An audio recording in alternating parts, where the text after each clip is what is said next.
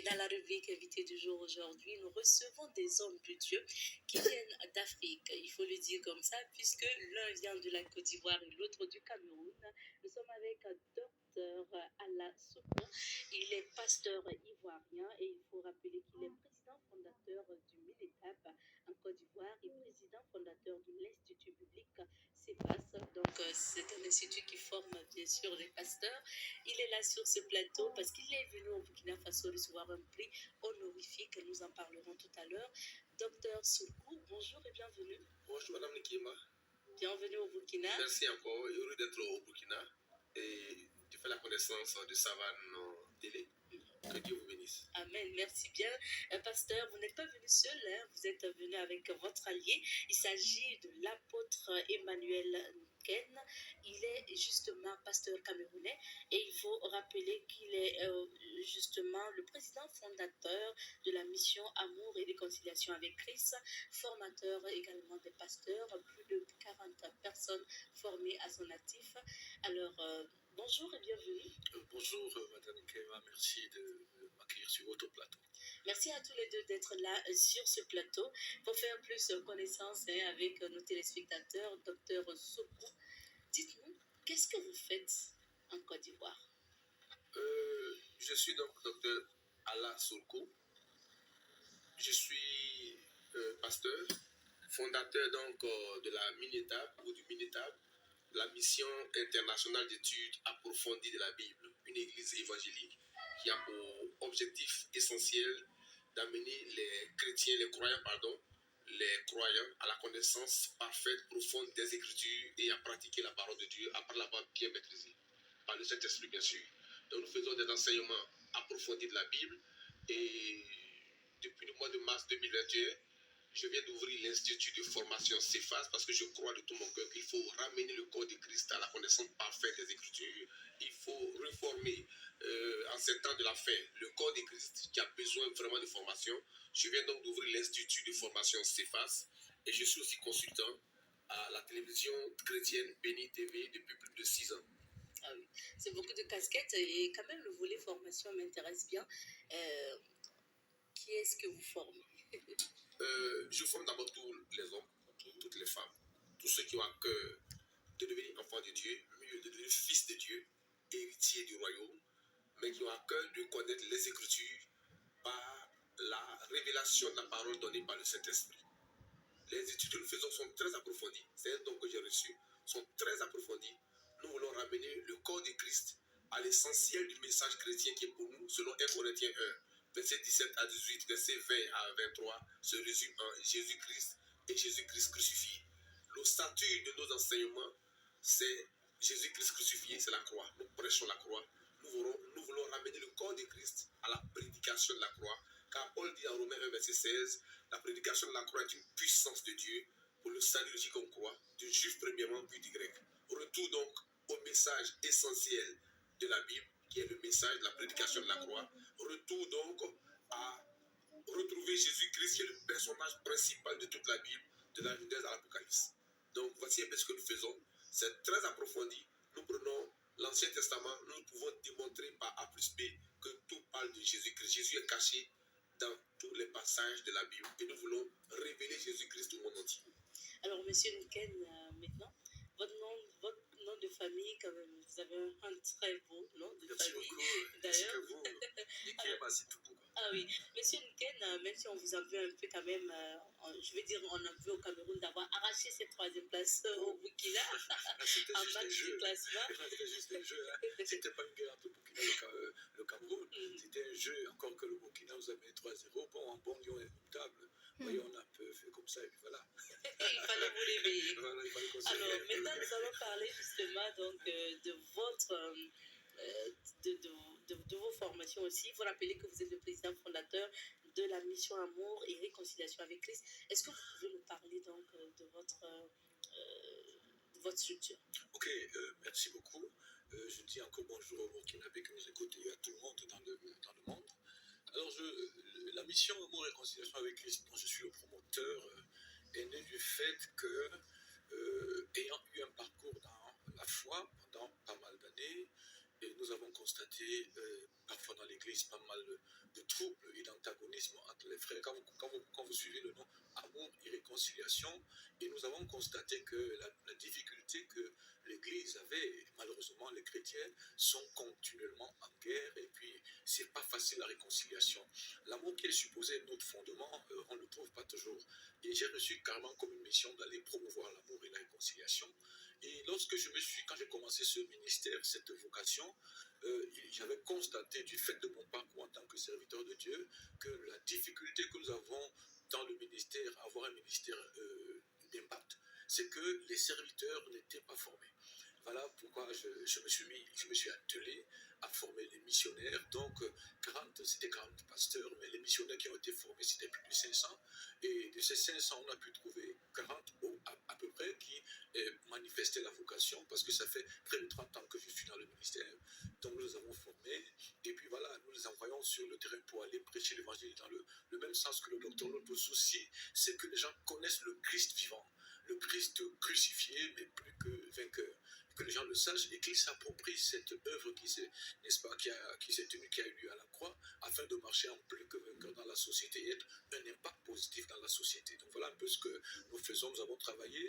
Il y a des missions qui sont établies dans plusieurs villes dans le pays et aussi en dehors du pays. Donc voilà, nous allons de pays à pays. Avec le docteur, nous avons pu contracter une alliance qui permet qu'avec son savoir et mon apport, nous nous mettons ensemble pour attaquer les nations. Aujourd'hui, nous sommes au Burkina, c'est dans le cadre de l'alliance. Nous sommes partis à Madagascar. Donc nous allons partout où on sent le besoin de passer ce message. Alors, docteur Soko, vous partez là où vous sentez le besoin donc d'apporter ce message. L'actualité quand même en Afrique aussi, c'est un peu cette crise sécuritaire dans la sous-région où vous êtes ivoirien, vous vivez les difficultés aussi du Burkina, du Mali et du Niger.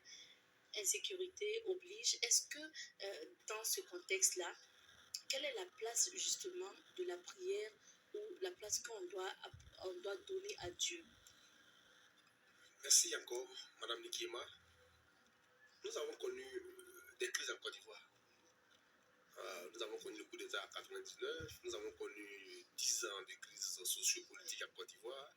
Les élections ou l'élection présidentielle de 2010-2011 a été très très très mouvementée, avec beaucoup de morts. Nous avons beaucoup prié. Les Ivoiriens ont beaucoup prié. Les églises évangéliques en Côte d'Ivoire ont beaucoup prié. Mais à la fin de la crise en 2010-2011, mon constat est que l'église, surtout évangélique, pour moi, a été au centre de ce drame que nous avons connu. Il y a eu trop de mensonges. Trop de mensonges. Nous n'avions pas la même position. Je ne veux pas faire de politique ici. Mais nous n'avions pas la même position, nous n'avions pas la même vision. Et heureusement, moi, tout ce que j'ai vu, tout ce que j'ai dit, c'est réalisé. Tout ce que les autres ont vu et ont dit ne s'est pas réalisé. Le problème, c'est que nous sommes dans un monde où il y a beaucoup de faux prophètes, beaucoup d'égarés au plan spirituel, au plan moral, au plan mental, beaucoup de mensonges. Et les gens croient que le seul fait d'appartenir à une dénomination chrétienne ou religieuse suffit pour dire que tout ce qu'on dit vient de Dieu. Beaucoup de gens ont égaré le peuple ivoirien. Il y a eu trop de drames. J'en parle avec beaucoup de larmes. Mais je vais dire qu'aujourd'hui, tout ce qui se passe en Afrique n'est que la conséquence, le produit, la manifestation d'une mentalité africaine qu'il faut réformer à la base de la parole de Dieu. L'idolâtrie est à la base de tout ce que nous vivons. Le culte de la personnalité qui est donc l'idolâtrie. Parce que l'homme devient Dieu, on adore Dieu, on adore l'homme comme un Dieu. Il y a le mensonge, il y a la corruption, la tricherie, et les gens ne veulent pas qu'on dise la vérité. L'Afrique, lorsque j'ai été converti en 1993, j'étais encore étudiant en mathématiques. Lorsque je me suis mis à lire la Bible, et je l'ai lu de 22h à 10h pendant 3 ans de manière régulière, sans sauter une seule nuit, le Seigneur m'a dit, c'est avec la Bible, l'évangile, qu'on pourra sauver l'Afrique. Changer de régime ne pourra rien apporter. Il faut changer la mentalité des Africains, la mentalité des dirigeants, la mentalité du peuple, la mentalité de la société civile, mais surtout et surtout, la mentalité des leaders d'église, des leaders religieux qui conduisent désormais, depuis un moment, c'est à la mode. Les religieux conduisent les politiques. au drame, à la catastrophe. Il y a trop de mensonges.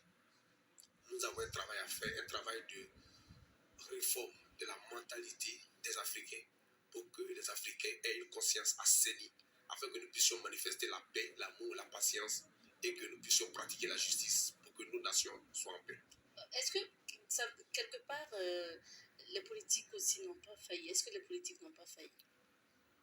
Mais comme je l'ai dit, l'homme a failli depuis l'histoire du péché originel. L'homme a failli, tout homme a failli, tout homme est pécheur. Ceux qui ont le plus failli, ce ne sont pas les politiques à mon avis, ceux qui ont le plus failli, ce sont les éclaireurs des sociétés, des nations, ceux qui doivent être lampes de la terre et lumière du monde, ceux qui doivent être sel de la terre, ce sont les religieux qui ont failli. C'est l'église qui a failli. En Côte d'Ivoire, je vous le dis en vérité, j'ai été reçu par une dame qui est archéologue religieuse, qui est professeure dans plusieurs universités en Europe comme ici en Afrique. Elle s'appelle, j'étais son nom. Elle est venue me voir parce qu'elle est en train de parler de moi. Elle m'a approché. Elle a écrit un livre intitulé Quel mystique en Côte d'Ivoire. Elle m'a réservé au moins 5 pages dans ce livre. Ce livre est un livre aujourd'hui qui est étudié dans toutes les universités du monde. Cette dame est devenue une amie parce que tout ce que j'ai dit, c'est réalisé. Et je vous dis qu'en Côte d'Ivoire, les religions et les religieux ont poussé les politiques à l'extrémité. On pouvait sauver la situation. On pouvait sauver la situation à un moment donné, mais ils sont allés jusqu'au bout. Nous sommes allés à l'extrémité, il y a eu trop de morts. C'est dommage.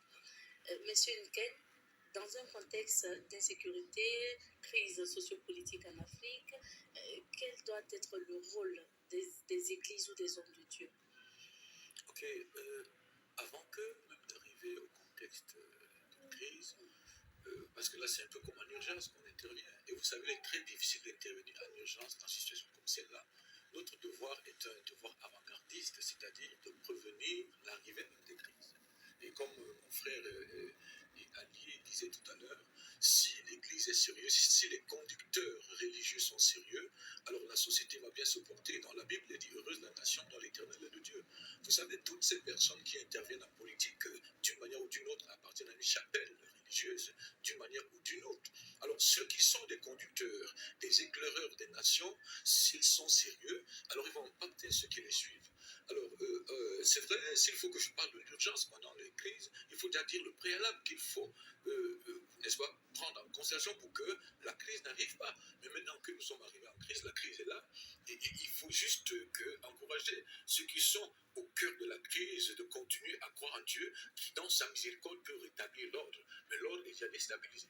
Alors il faut continuer, nous prêchons l'évangile, nous conseillons le peuple au cœur au travers des balles, mais il faut continuer la mission, encourager les gens, leur dire, même si ça va mal aujourd'hui, la prière, le sérieux, parce que tout le monde peut prier, mais il est question de quelqu'un qui parle et qui touche le cœur de Dieu par sa vie de qualité. Il faut cette vie de qualité qui manque dans l'Église pour que la gloire de Dieu descende. Si nous sommes dans la vérité, si nous avons une vie qui convient selon le Seigneur, la grâce de Dieu descend et nous rétablissons toutes choses. Tout à l'heure, il disait, il faut reformer.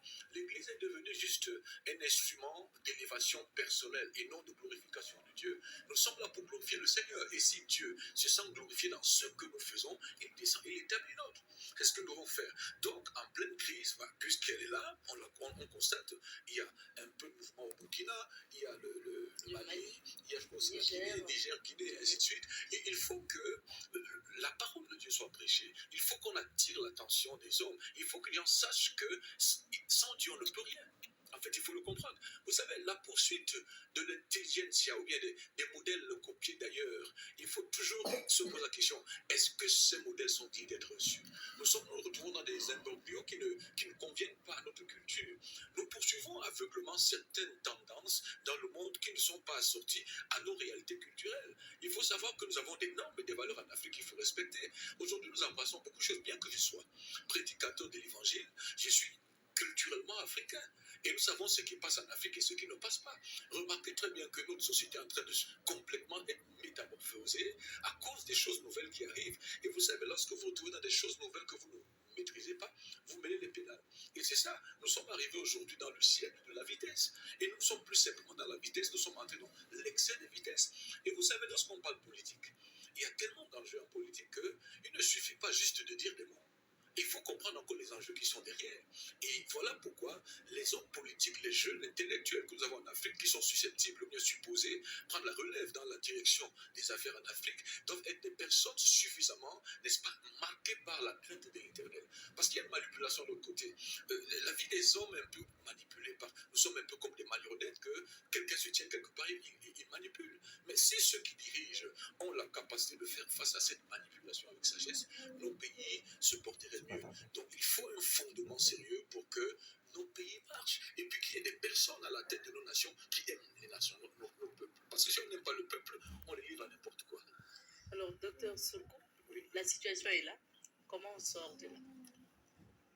Comment on sort de là? Je reviens encore à l'évangile. J'ai lu la Bible, j'enseigne la parole de Dieu, j'ai écrit des livres. J'anime des séminaires et des conférences. J'ai écrit un livre intitulé, en fait, c'est encore en manuscrit, mais c'est intitulé Assainissement des eaux intérieures. C'est en 2 Rois, chapitre 2, verset 19 à 22. Rapidement, je résume. C'était après l'enlèvement d'Élie, du prophète Élie. Le prophète Élisée, après le manteau d'Élie, il a eu la toute portion de l'esprit qui était sur Élie. Il arrive à Jéricho. Je vous fais savoir que Jéricho signifie pays-bas. Jéricho, en fait, existe en Israël, mais Jéricho est le prototype de ce monde ici-bas. Parce que Israël est un pays mystérieux. Les noms des villes, les noms des lieux, les reliefs, les végétations, les personnages qui ont joué des rôles dans la Bible, tout a une signification. Et tout participe à communiquer la pensée de Dieu au monde entier. Jéricho veut dire pays, mais effectivement, quand on partage Jéricho en Israël, Jéricho est situé à moins 40 mètres du niveau de la mer Méditerranée. C'est le pays le plus bas au monde.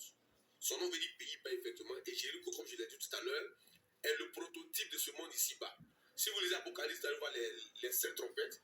Vous verrez qu'en lisant le livre de Josué, pour détruire la ville de Jéricho, les sacrificateurs ont fait retentir 7 trompettes.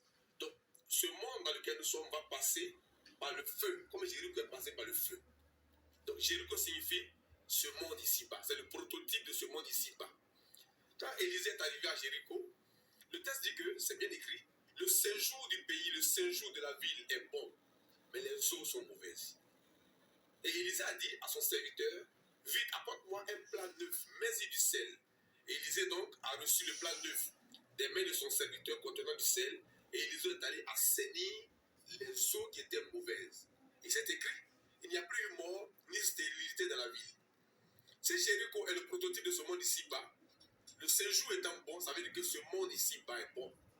Dieu, dans sa miséricorde infinie, a donné toutes sortes de richesses à tous les hommes. Ceux qui n'ont pas le pétrole ont eu le cacao. Nous sommes le premier producteur mondial du cacao. Nous sommes le troisième producteur mondial du café. Nous sommes le premier producteur mondial de l'anacarde. Ceux qui n'ont pas le cacao ont l'ananas, ont le pétrole, ont le bauxite.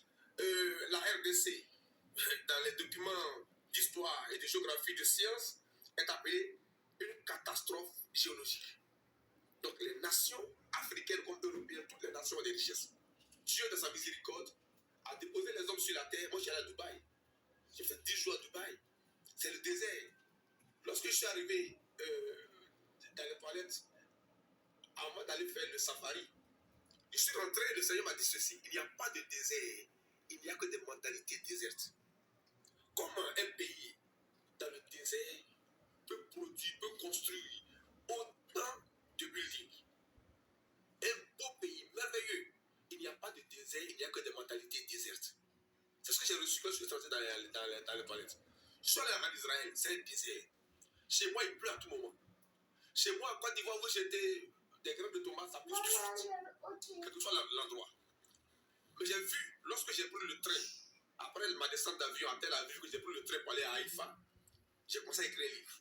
J'ai écrit un livre de 13 chapitres. J'ai vu des bananiers pousser sur le roc en Israël. C'est Dieu a permis à des pays qui sont dans le désert de produire de la banane pollo, comme chez nous en Côte d'Ivoire. Pourquoi nous ne pouvons pas faire mieux? Donc, le problème de l'Afrique, c'est un problème de mentalité.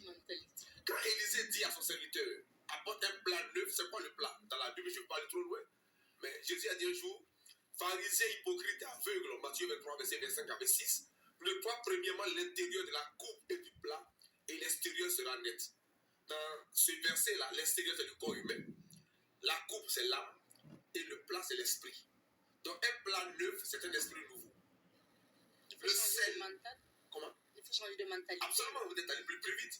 Le sel assaini. Le sel, c'est de l'eau de mer qui a été cristallisée sous l'effet de la chaleur. Donc, eau de mer cristallisée, ça veut dire l'eau plus la chaleur produit du sel. Le sel purifie, le sel nettoie, le sel assaini. Le sel était utilisé avant, lorsqu'il n'y avait pas encore de notaire, pour établir des alliances entre les peuples. C'est pour ça que lorsque nous faisons les mariages, souvent on met du sel là-dedans parce qu'on veut lier deux familles. Donc, un plat neuf de sel, c'est une mentalité nouvelle. C'est la nouvelle naissance. Les eaux symbolisent quoi? Dans Proverbe 20, verset 5, il est écrit que les desseins dans le cœur de l'homme sont des eaux profondes. L'homme intelligent s'est épuisé. Donc, les eaux représentent les desseins des cœurs. Le sel, c'est l'épuration. Le plat, c'est l'esprit. Un esprit nouveau, avec une mentalité transformée par la puissance de la parole, assainit donc la mentalité, assainit les desseins des cœurs, et le séjour qui est bon va alors faire surgir toutes les richesses. Donc le problème, ce n'est pas l'Afrique, ce n'est pas l'Afrique. La RDC est appelée, la terre de la RDC est appelée une catastrophe géologique. Un pays aussi vaste, qui peut engloutir toute l'Europe, qui est riche. Ce n'est pas le changement de régime, c'est le changement de mentalité qu'il faut. Il faut assainir les eaux intérieures. Il faut assainir les desseins des cœurs des Africains. Il faut assainir la mentalité des Africains par la puissance de l'évangile révélé par le Saint-Esprit.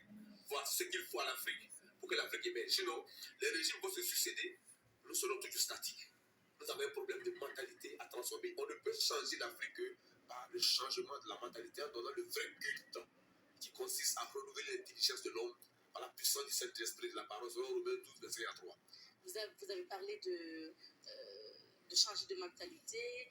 Monsieur Duquesne parlait tantôt donc des valeurs africaines. Ce qu'on constate quand même aujourd'hui, surtout avec l'avancée ou l'évolution des réseaux sociaux, on constate quand même une banalisation souvent de certaines choses qu'on n'accepte pas forcément en Afrique, où on constate l'exposition quand même souvent même de l'intimité des personnes ou d'autres valeurs qui ne sont pas des valeurs de chez nous, de l'Afrique. Est-ce que ça aussi, quand même, ça contribue à tâcher les choses en Afrique ou à compliquer, en fait, disons, la beauté ou à compliquer les choses en Afrique? Je souhaite que ce soit mon frère Ali, Emmanuel, qui répond parce que on va prendre ce que j'ai dit, ce qu'il a dit, et faire une synthèse pour sortir quelque chose qui pourrait édifier les frères et sœurs. Ok. Vous voyez, le fait d'embrasser des choses nouvelles est très dangereux. Les réseaux sociaux sont le monde dans lequel il n'y a plus de cloison. Tout a été décloisonné. Et la société ne peut pas être, n'est-ce pas, évoluée dans le décloisonnement total. Qu'est-ce qu'on appelle cloisonnement? Ce sont les normes établies. Vous voyez, je suis serviteur de Dieu. Et lorsque je parle de la culture africaine, je ne suis pas nécessairement africaniste ou bien panafricaniste ou bien voilà, en train de faire la promotion de la culture africaine, mais c'est qu'il y a des valeurs bibliques que l'Afrique manifestait même sans les connaître. C'est-à-dire le respect de l'autre, la nudité, comment j'appelle ça, la pudeur. Il y a toutes ces choses que nous avions qui étaient déjà marquées dans nos cœurs. Maintenant, comme a créé, donc, c'est comme une foire d'idées où chacun dit ce qu'il dit, on ne respecte plus personne. Vous savez, dans une société comme celle que nous voulons aujourd'hui, dans ce nouvel ordre qui est en train de se mettre sur pied, qu'on appelle nouvel ordre mondial, où on ne respecte plus rien. Si on ne respecte pas l'autorité, n'attendez pas qu'il y ait de l'ordre. Le problème aujourd'hui, c'est qu'on ne respecte pas l'autorité de l'État, on ne respecte pas l'autorité de la famille, on ne respecte pas l'autorité de l'Église. Et lorsqu'on a donc ainsi, n'est-ce pas, pallier toute autorité, on se trouve dans la confusion. On a appelé ce que je disais tout à l'heure le siècle de la vitesse. Mais c'est la vitesse vers quoi? Même lorsque vous empruntez une autoroute pour aller quelque part, il y a les plaques de signalisation. On vous dit vitesse limitée, 30 km/h, 60 km/h ou plus 110 km. Mais nous fonçons. Et nous sommes en train de foncer. Et quand nous fonçons, on ne respecte pas la norme. Ça fait ce que ça fait.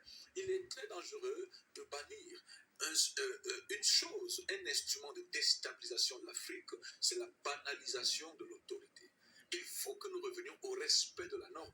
Aucune société ne peut fonctionner sans le respect de la norme. Et ça, nous avons ça en Afrique avec les réseaux sociaux qui sont arrivés, où, vous savez, on parle du chef d'État comme du voisin du derrière.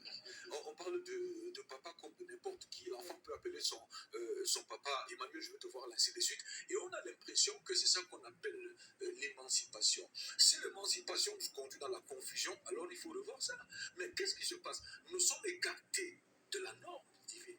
Dieu, c'est Dieu qui est l'auteur de la terre et de toutes choses. Alors il nous a prescrit une posologie qui est la parole de Dieu, qu'il faut que nous consultions pour comprendre comment il faut que nous fonctionnons dans ce monde dans lequel il nous a mis. Mais si nous ne revenons pas considérer ces orientations, ces préceptes qu'il nous a donnés pour les vivre parfaitement, n'attendons pas qu'il y ait quelque chose d'autre. On peut spéculer sur le plan philosophique, sociologique, on peut faire des colloques partout, mais il faut que nous ayons l'humilité de comprendre qu'il faut consulter ce qui est l'auteur de la vie. On ne peut pas, par notre sagesse, à nous accorder par celui qui a fait le monde, nous lever avec celle-ci pour le contrecarrer, ça ne marche pas. Il est question en toute humilité de rentrer à l'éternel. Alors le phénomène des réseaux sociaux, qui est un phénomène nouveau avec les nouvelles technologies, est un facilitateur de l'accélération de la confusion dans le monde.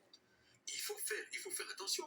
Ça fait que c'est aujourd'hui plus que jamais que les conducteurs, les éducateurs ont du pain sur la planche. Parce que pendant que la population, les gens pensent qu'ils sont totalement libres, moi j'ai appris les gens dire que la femme est affranchie de l'autorité de l'homme. En quoi est-elle affranchie? Est-ce que la femme est un esclave? Alors oui, ça dépend de qui le dit. Et il y a ce mouvement. Vous allez voir tout à l'heure, aujourd'hui on parle de l'égalité de genre. Vous comprenez? Aujourd'hui, ma femme ne s'appelle pas Madame Ken, elle s'appelle Madame Elle épouse Ken. Il y a toutes ces choses qui sont en train de se mettre sur pied, mais qui sont en train, n'est-ce pas, d'enfreindre, n'est-ce pas, le principe immuable. Nous avons des sacro-saints principes qu'il faut respecter. Malheureusement qu'on ne le respecte plus. Et dès que cette chose-là, je bénis le Seigneur parce que vous appelez Madame Nikema, dès que vous portez le nom de votre mari, ça ne marche plus beaucoup. Vous comprenez? Ça veut dire qu'il y a ces petites choses qui sont en train de se faire et qui sont en train de déstabiliser le fondement de la vie. Un fondement éthique, moral, qui fait que nous soyons sur une terre ferme, dans un environnement bien organisé. Si on ne respecte pas la norme, si on se trouve chacun fait ce qu'il fait dans les réseaux sociaux, mais il faut bien que nous qui sommes les hommes qui diront toutes ces choses, si dans ces réseaux, il y a autant de désordre, que dans les cadres d'éducation qu'on appelle l'église, les mosquées, ainsi de suite partout, il faut bien que les éducateurs soient des personnes qui donnent la norme et qui veillent sur la norme, parce qu'au-delà de tout, chacun se retrouve là-bas. Il faut qu'on dise que ce n'est pas se laisser aller que vous voyez qui marche, mais c'est la norme qui marche. Je voudrais ajouter que moi je suis vraiment enseignant de la Bible, je résume tout ça dans la Bible, tout ce qui est dit, je ramène tout ça à la parole de Dieu. Vous connaissez l'histoire du fou de Gadara, non? Jésus avait guéri quelqu'un dans une ville qu'on appelle Gadara qui dormait dans les sépulcres. Ce monde dans lequel nous sommes est un monde de fous. C'est un monde de fous. Le fou de Gadara n'est rien d'autre que le paradigme, le référentiel de tous les fous de ce siècle présent qui apparemment sont vivants, qui respirent, mais qui sont dans des sépulcres, qui tombent dans des tombeaux, dans des cimetières. Au Romains chapitre 1, verset 20 à 32 dit, se vantant d'être fous, et se vantant d'être sages, ils sont devenus fous. Parce que le verset 20 commence par ceci. En effet, les perfections invisibles de Dieu, sa puissance et sa divinité se voient comme à l'œil quand on le considère dans ses ouvrages. Ils sont donc inexcusables, parce qu'ayant connu Dieu, ils ne l'ont pas glorifié, ils ne l'ont pas adoré d'être Dieu créateur. Nous sommes dans un monde du fou. Mais le fou de Gadara n'est rien d'autre que le paradigme et le référentiel de tous les fous qui apparemment vivants, mais qui sont dans des sépulcres ouverts. Ils ont besoin de Jésus. Alors, docteur Soulgo, on va aborder donc la dernière partie de cette émission, les raisons de votre présence au Burkina Faso, comme monsieur qui nous reste moins de 5 minutes. Docteur Soulgo, pourquoi vous êtes venu au Burkina Faso? Gloire à Jésus-Christ. En 2020, en novembre 2020, je suis arrivé au Burkina Faso invité par une de mes filles, prophétesse Laure. Et j'ai venu pour animer un séminaire de formation parce que je forme les pasteurs, mais aussi les collaborateurs des pasteurs. Donc, elle m'avait invité pour que je puisse venir relever le niveau des fidèles de son église. Et le thème que je suis venu traiter était ceci, Galates 3, verset 14, afin que la bénédiction d'Abraham eût son accomplissement chez les païens. C'est-à-dire qu'Abraham est sémite. Abraham était de l'autre côté du fleuve l'Euphrate à Babylone, lorsque Dieu s'est révélé à lui. Et Dieu lui a dit, va-t'en de ton pays, de ta patrie, de la maison de ton père. Et Abraham est le père de la foi. Abraham est parti. Mais comment une révélation qui a été donnée à un homme de l'autre côté, au Moyen-Orient, comment nous, païens africains, européens, occidentaux, pourquoi nous aujourd'hui nous pouvons affirmer selon Galates 3, verset 27, que nous sommes la postérité d'Abraham? Comment la bénédiction que Dieu a faite à Abraham est arrivée à nous pour que nous puissions nous appeler Israélites de la nouvelle alliance? Donc je suis venu faire une démonstration pour démontrer que depuis Abraham, en passant par Isaac, Jacob, Joseph, Joseph qui va en Égypte, qui épouse une femme égyptienne, donc africaine, et donc il y a 2 enfants, Ephraim et Manassé, etc., etc. J'ai fait une démonstration magistrale sur la puissance du Saint-Esprit. Il y avait un prophète qui était dans la salle, qui était le prophète Bali, Herman, qui est le représentant d'une école de théologie américaine, ici. Donc quand il m'a vu donner, prêcher, il a été tellement marqué qu'il a fait le rapport à ses, disons, au directeur fondateur de l'école américaine, International Glory University. Et c'est comme ça que j'ai été retenu pour recevoir le doctorat honorifique. Donc, Bali m'a contacté et donc je suis venu pour recevoir cette distinction, cette haute distinction qui est le doctorat honorifique. Que vous avez d'ailleurs déjà reçu. Voilà, nous avons fait la cérémonie le 5 avant-hier. Je permets de toucher donc votre diplôme. Tout en anglais. C'est en anglais. Mon allié parle très bien l'anglais. D'accord. Voilà, donc peut-être qu'il pourra dire un mot là-dessus. Voilà. Monsieur Nken, quand même, que doit représenter ce prix pour le docteur Soukou, qui est votre allié, votre ami? Ok, vous savez, nous avons la grâce dans l'Église d'avoir un homme comme le docteur Allah Soukou. Il faut que nous commencions à reconnaître les talents que le Seigneur nous a accordés dans l'Église pour les promouvoir au-delà de l'Église locale. Parce que lorsqu'on commence le ministère, c'est vrai qu'on commence quelque part. On n'est pas appelé à rester dans une dénomination, il faut qu'on attaque les nations. Et je peux attester ici que nous avons ainsi le docteur Allah Soukou, qui est un trésor extraordinaire dans l'Église universelle pour tous ceux qui peuvent humblement solliciter son intervention. Moi, je l'ai vu, je l'ai écouté, et je peux vous dire que c'est un honneur même qu'il fait à cette université de porter ce titre de cette université, parce que sa connaissance est immense. Vous savez, nous, dans la théologie, nous avons 3 formes d'interprétation de la Bible. Nous avons l'interprétation littérale, l'interprétation allégorique, et c'est littéral, c'est mi-allégorique. Et c'est la personne en qui j'ai trouvé une interprétation exacte allégorique. Vous savez, c'est une aventure compliquée. Mais quand le docteur Allah Soukou vous amène dans cette traduction de la Bible, cette interprétation, c'est une exactitude extraordinaire. Alors, quelqu'un qui a son actif plus de 100 ouvrages écrits, parce que là, il vous présente juste... Il a justement quelques ouvrages ici, vous en parlez tout à l'heure. Voilà. D'accord. Et il en a comme ça plus de 100. Alors, étude approfondie de la Bible, leçon de vie. Vous voyez, ça c'est juste ce qu'il a sorti récemment. Oui. Mais je vous dis en 10 mois. Voilà, en 10 mois. En 10 mois. Les deux? Oui, les deux. Ça, c'est de mars 2021 à septembre 2021, 6 mois. Et de octobre 2021 à décembre 2021. Donc, quand vous avez des hommes... Quand vous avez des hommes comme ça, je crois qu'il est bon que nous puissions rendre grâce au Seigneur d'avoir des hommes comme ça. Bon, ce doctorat est un privilège pour le corps de l'Église. Parfois, on a l'impression que c'est la racaille qui compte l'Église, mais non, que non. Il y a des hommes qui font la démonstration de ce que ce n'est pas les moindres qui prêchent l'évangile. Il faut avoir une certaine hauteur sur le plan de la compréhension des choses, de la science, et puis maintenant la consécration. Et lui, il allie facilement ces choses, science, n'est-ce pas, et esprit que, voilà, ça peut produire cette reconnaissance. Donc moi, ça ne me tombe pas, je dis, c'est une bénédiction. Le docteur là est une bénédiction pour le corps de Christ, et que je dis que tous ceux qui écoutent ceci sachent que nous avons des frères comme lui qui peuvent être une bénédiction. Donc cette distinction n'est que la juste restitution de l'homme secours selon le contenu qu'il représente. Merci bien. On me signale que notre temps est terminé. Franchement, merci à vous. On sait que la suite, c'est encore d'autres missions en Afrique, dans d'autres pays. Et puis, bien sûr, ailleurs. Pas seulement en Afrique, mais même au-delà de l'Afrique. On va vous souhaiter bonne chance et surtout que Dieu vous accompagne. Amen. Je me permets de vous bénir. Que Dieu vous bénisse. Merci. Amen. Merci, madame. Merci. Amen, amen, amen. Je rappelle que nous recevions pour vous sur ce plateau Dr Allah Soukou. Il faut rappeler qu'il est pasteur, il est pasteur ivoirien et président fondateur de la mine-étape et président fondateur également de l'Institut biblique CEFAS. Également sur ce plateau, l'apôtre Emmanuel Nken, président fondateur de la mission Amour et réconciliation avec Christ. Il faut rappeler qu'il est pasteur camerounais. Merci à tous les deux invités d'avoir été avec nous sur ce plateau. Et c'est ici aussi qu'on s'arrête pour notre entretien de ce jour.